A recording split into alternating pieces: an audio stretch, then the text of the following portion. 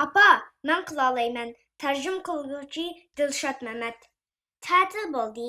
Apa meni denizga apırıp denizni körsütüp ekelmekçi boldu. Biz birlikte güdük avazı yangrap durgan paraxtga çıktık. Pa, deniz. Apa, tez kelip qarang.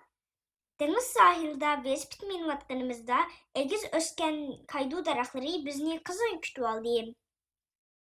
Deniz sahilini seylak kılvatkanımızda Kəpsiz deniz şamlı apamның çıraylık köyünükini kayırvetdi.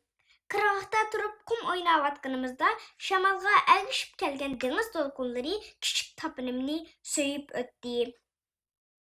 Dolkun kerip oynağınımızda korkunçak balıkçaklar yelkenlik tahtırın korkup her yakka kaçıp yürüştü.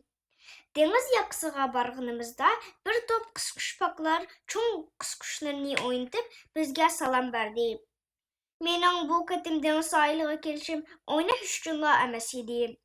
Su özüşünü ögünüp deniz taşbaqısıga oxşaş denizde erken üzüp bakmakçı idim. Hayretke kelip kap yüreklik bilen denizga özümni attım. Biroq put qo'llarim boshqa olishimga faqat bo'ysunmadi. Küçümnün barcha qo'limni pulanglatgan bo'lsam-mu, deniz suyi og'zimga to'xtamasdan kirib ketyotdi. Shuncha tirkishgan bo'lsam-mu, yanla uzalmadim.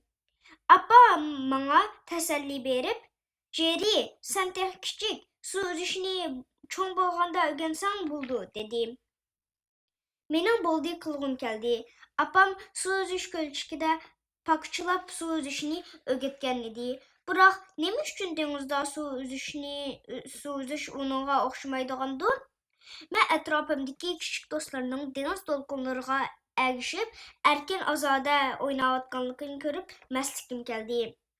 Mening bel qo'yayotgim kelmay, apamga "Men ko'proq mashq qilsam, cho'qim su uzishni o'rganalayman" dedim. Pultung, men qayta denizga sakrab, put-qo'llarimni chaqqanlashib, deniz yuziga laylab chiqalaydigan bo'ldim. Nefes elip, nefes çıkarıp, qayta mashq qilgandan keyin men bir yoqdan uzib, bir yoqdan nefes alaydigan bo'ldim. Deniz ostidagi dunyo kishini hayron qoldiradi. Süp-süzük midoza qarmoqqa uchib yurgan kunlikka o'xshaydi. Rang-murang marjan taşlar bir dəstə gülgə oxşaydı. Bu nim degen güzel mənzərə, hə? Mən denizdə qollarım bilən dolqunlarını yerib, tolmu xoşal halda su üzüb oynadım. Beleklerimni yenik hareketlendirip deniz yüzde küçük dolqunlarını çıkardım.